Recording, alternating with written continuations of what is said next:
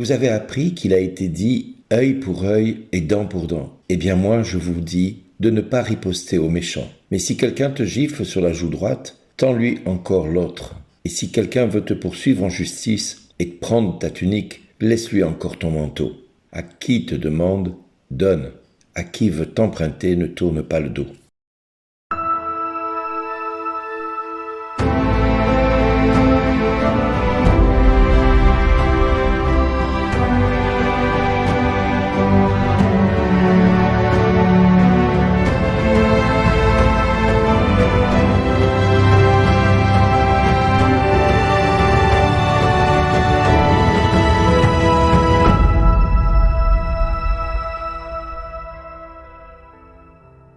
Au nom du Père, du Fils et du Saint-Esprit. Amen. Bonjour les amis. La parole de Dieu nous place devant deux réalités qui traversent nos époques, qui traversent toutes les époques et toutes les générations. L'injustice des hommes et la justice de Dieu. Alors, regardons d'abord dans un premier temps, dans la première lecture, nous voyons Naboth, qui est un homme juste, qui est victime de convoitise par le roi Akab et son épouse, la perverse Jézabel. Naboth refuse de vendre l'héritage qu'il a reçu de ses pères. À cause de cela, il va être accusé par un complot monté par Jézabel et injustement condamné, il va être lapidé. L'innocent va donc souffrir puis mourir, tandis que les puissants comme Akab et Jézabel vont sembler triompher. L'histoire pourrait s'arrêter là et pourrait sembler lointaine, voire puérile. Et pourtant, elle nous rejoint dans tous les défis que nous rencontrons au quotidien, que ce soit dans nos vies personnelles, mais également dans le pays. Parce que combien de personnes parmi nous aujourd'hui ou en France, ont le sentiment de ne pas être entendus ou écoutés? Combien souffrent de l'injustice, de l'exclusion, du rejet, des humiliations, du mensonge, de la violence verbale, sociale, voire même physique? Je pense aux femmes qui subissent des violences conjugales, les enfants qui subissent des violences sexuelles, ou même violences physiques tout simplement. Combien se découragent devant les divisions qui peuvent traverser notre pays, voire le monde actuellement? Et le psaume, lui, nous invite à avoir une attitude différente, une attitude plus juste. Juste parce que c'est le regard de Dieu qu'il nous faut avoir. Comprends ma plainte, Seigneur. Le psalmiste nous invite à ne pas nous venger, et il ne se venge pas lui-même. Il tourne son regard vers Dieu.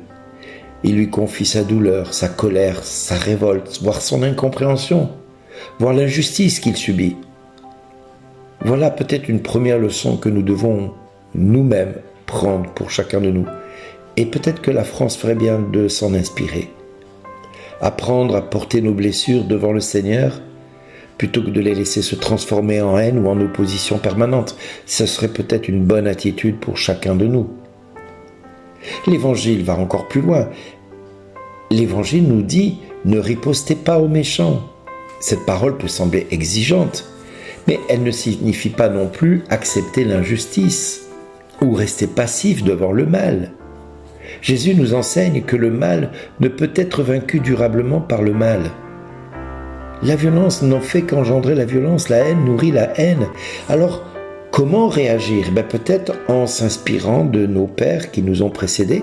Et à travers la parole de Dieu, nous avons quelques exemples. Par exemple, l'histoire de Joseph qui a été vendu par ses frères, parce que ses frères étaient jaloux de l'amour que le père Jacob portait pour Joseph.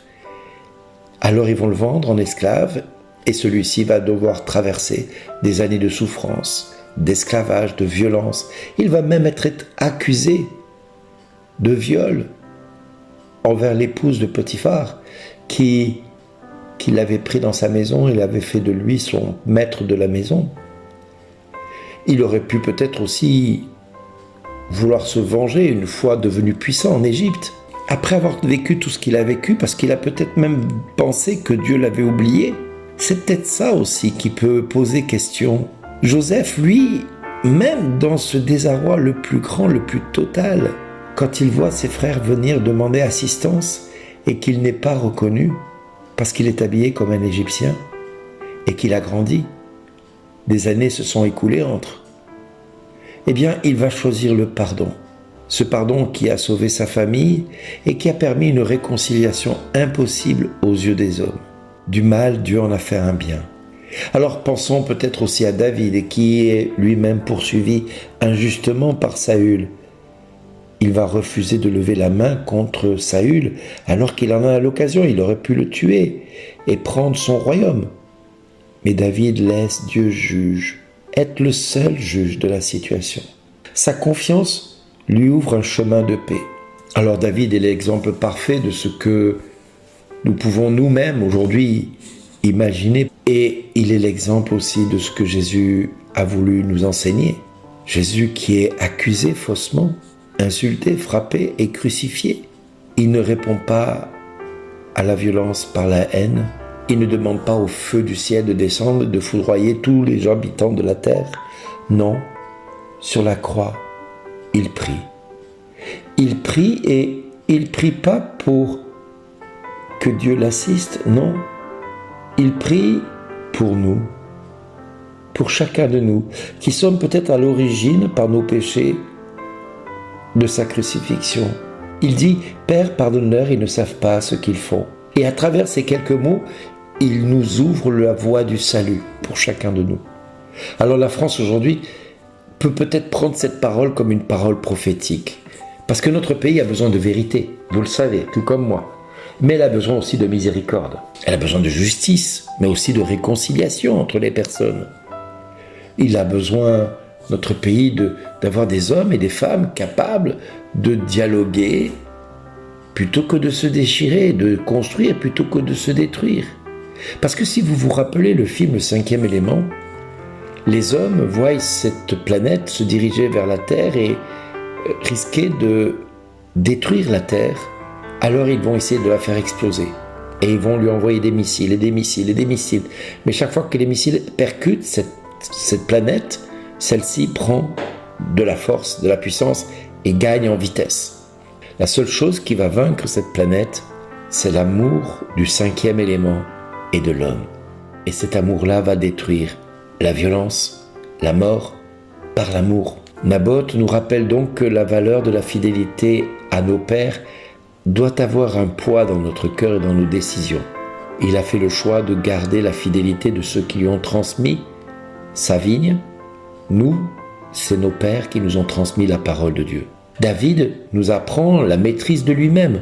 Au lieu de répondre par la violence à celui qui veut le tuer, il fait le choix de laisser Dieu être juge. Joseph, lui, nous montre le chemin du pardon, tout comme le Christ va nous montrer ce chemin du pardon qui va conduire et faire de nous des artisans de paix. Alors mes amis, aujourd'hui plus que jamais, nous pouvons peut-être demander au Seigneur Jésus, qui est juste et miséricordieux, de regarder nos vies, à chacun de nous, de regarder notre pays aussi, la France, de nous donner à chacun de nous des actes de sagesse qui soient responsables, des décisions remplies de sagesse, que nous soyons capables de nous aimer mutuellement, de prendre soin de nos familles, de veiller à l'unité des familles, peut-être d'apporter aux jeunes l'espérance qu'ils n'ont plus, et de donner à l'Église l'audace de témoigner de l'amour de Dieu, d'avoir cette audace et le courage de le faire.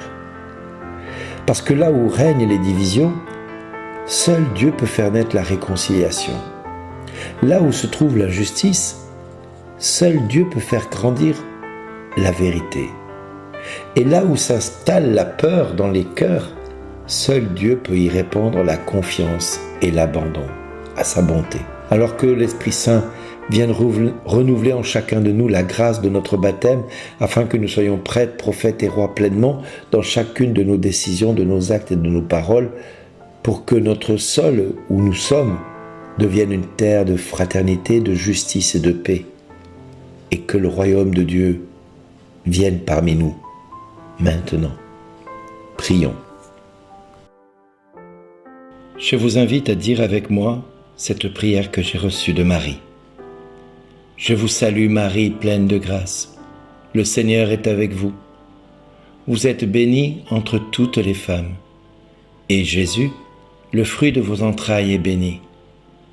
Sainte Marie, Mère de Dieu et Mère de l'Église, bienheureuse Notre-Dame de France, priez pour votre fille aînée.